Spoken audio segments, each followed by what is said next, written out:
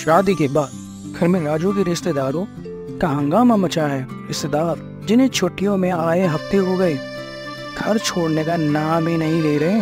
राजू के घर से भारी भीड़ लगी है और आज करीब 2 हफ्ते के बाद राजू सभी रिश्तेदारों को स्टेशन छोड़ने आया हुआ है और वहीं पर उसे काका, उसके बचपन का दोस्त मिलता है। काका, ये रिश्तेदार ऐसे जमे हैं जैसे मक्खियाँ। हनीमून का तो सपना ही रह गया। हाँ भाई, तू तो हनीमून पर भी पूरा का पूरा काफिला ही ले गया था। दोनों हंसते और धीरे धीरे रिश्तेदार विदा लेते हैं।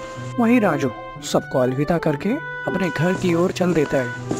वहीं सबके जाने के बाद राजू के पिताजी आराम से बैठे हुए हैं और उनकी नई नवेली बहू उर्मिला उनके लिए चाय ले आती है। चलो तो चैन से बैठ सकते हैं। घर तो चिड़ियाघर बना हुआ था। बहू, तुम अपने बारे में कुछ बताओ।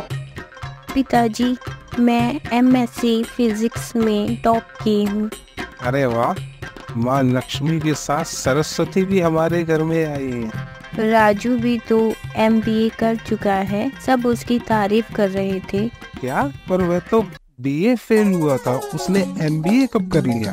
ये सारी बातें करके वफादार नौकर शंभू सुन लेता है और जब उसे लगता है कि राजू भैया की पोल खुलने वाली है तो वह आके बातें बदलने की कोशिश करता है और बोलता है, अरे चोट तो पकड़ा गया भैया, अब भैया को बचाना ही पड़ेगा। भाभी जी, भिंडी की सब्जी में कौन सा मसाला डालूं और मालिक आपको अखबार ला दूं?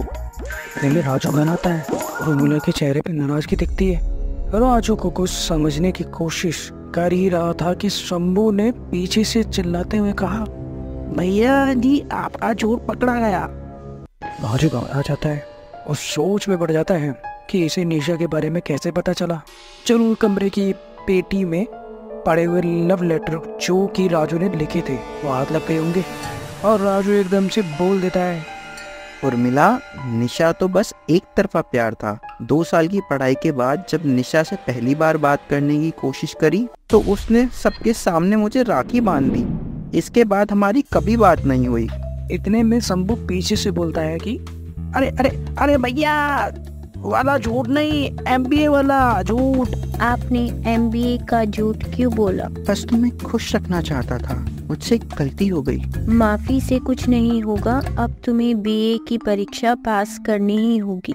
और उर्मिला राजू को बीए की किताब थमा देती है।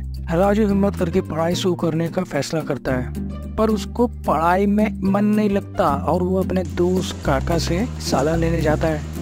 काका से मिलकर वो उसे अपनी सारी बातें बताता है। यार, तू एक काम कर, प्रोफेसर तिवारी से मिल।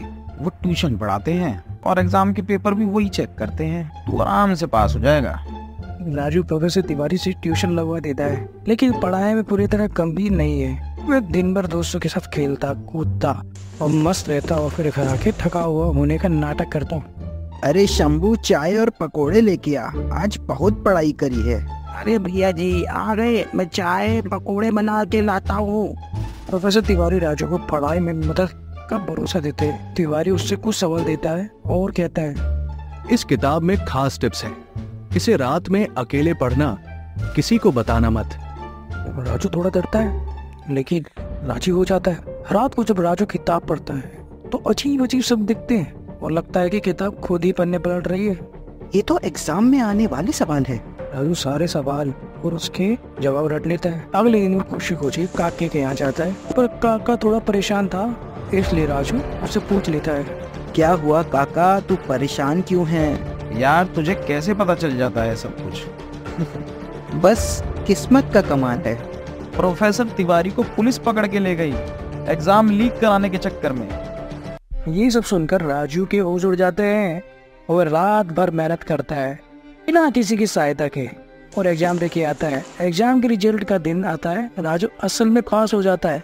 ये देखकर उर्मिला भी बहुत खुश होती है और कहती है, मुझे गर्व है तुम पर। चलो अब सच्चे और ईमानदार सफर की शुरुआत करते हैं। तो दोस्तों, इससे हमें पता चलता है कि मेहनत के साथ साथ ईमानदारी से अगर आप कोई भी चीज लक्ष्य बना के उस पर काम करते हो तो आप उसमें जरूर कामयाब हो।